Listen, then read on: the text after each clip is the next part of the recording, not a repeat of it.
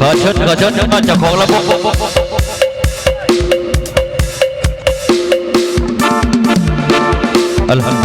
เชิญหลั่งไหลกันมาเด้อเบาเท่าพอตรวจก็ทัดเทคนิคกันไหนบอลบุญเท่าเด้อ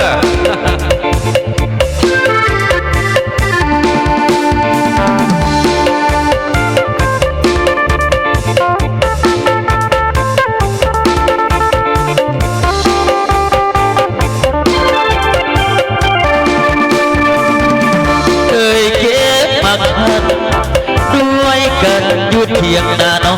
ยเจ้าคิดคือกันกับเราที่นาป้าถอยดุงช้างเคยเก็บสมอง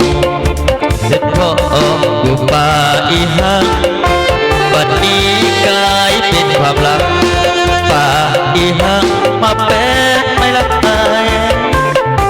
เคยเก็บกล้วยบกบเคยงมเอาปลาขอกับได้เครื่องปรุงอีกอย่างยกให้นางก็ได้เสียดายเคยเก็บหมากตุกไปต้มแล้วเอาเข้าไปเจ้ากินคู่กันกับไอ้ยังจำได้คือแม่มนุษย์คนส่วนตัวไอ้อยากได้ก็จำได้อยู่เคยเก็บกับปูออกใส่ยอดไม้อยู่ฟุกคนคิดงอดอดีตยังคิดก็ดูหน้ามงคลเธอเขาจากกันไปลุกโกยังหาหน้ามนคือกับเขาเดือดได้หลายเจ็ดเย็นเสียหลังหูไปไอเอามาเบิกยามใดน้ำตาได้ใส่หูพอสักเอาพอมีเงินเด็กเก็บเด็กกลายเป็นของเขาบัดนี้น้องมีดวงตาส่วนตัวเขายังเป็นบ่าวเท่าอยู่เกี่ยวรับพื้นที่แอลนี้ขนาดนี้ฝากเกี่ยวไฟนี่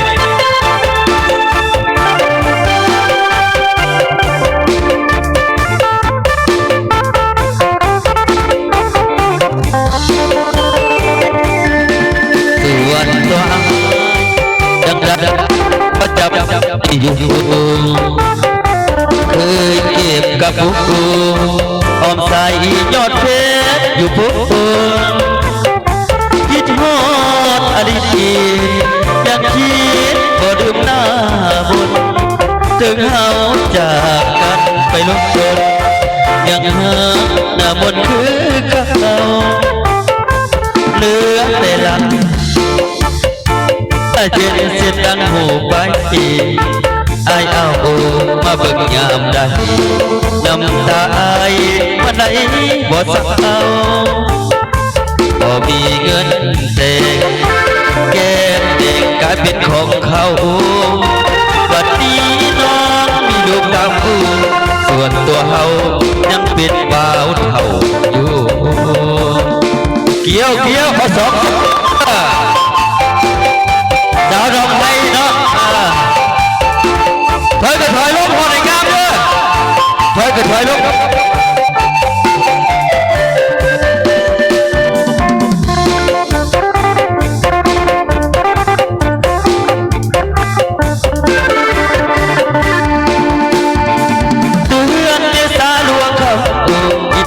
ผู้สาวทั้งบ้านน้องห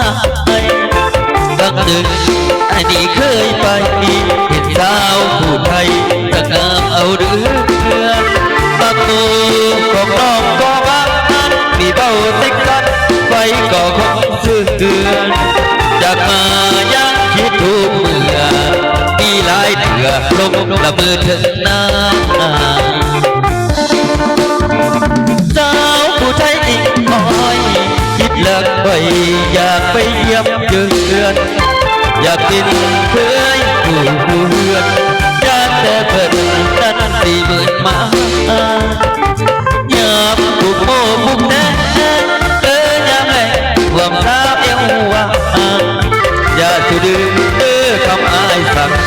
อย่าตื่นอย่าจากเด้อขมันสัญญา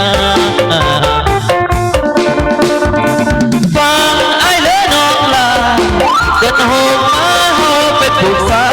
ลีไอ้สิไปห่วงตาคู่เคียงนางข้าไทยไทยนาเป่าด้วยความจริงเจอเจ้าน้องให้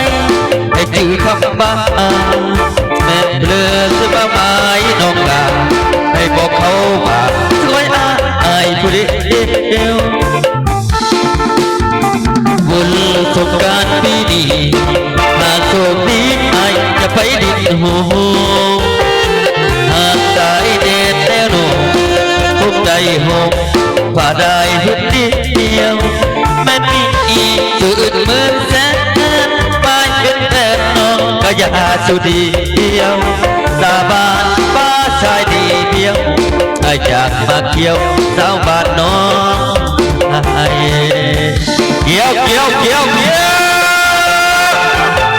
จะยับจิตกันเด้อไปลูกเด้อ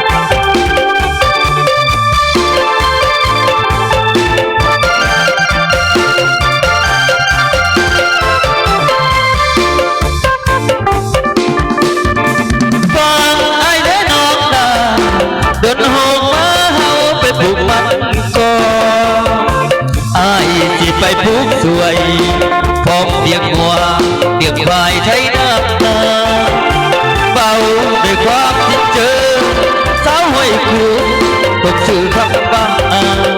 แต่เธอจะมาหมายนอกนาให้พวกเขาบ้าก้อยอายผู้เดียวบุญสงกรานต์ปีนี้เวลานี้อายเลยฟ้อนลำโพงหากได้เด่นแน่นอนคงใจโหเสือลายคนเดียว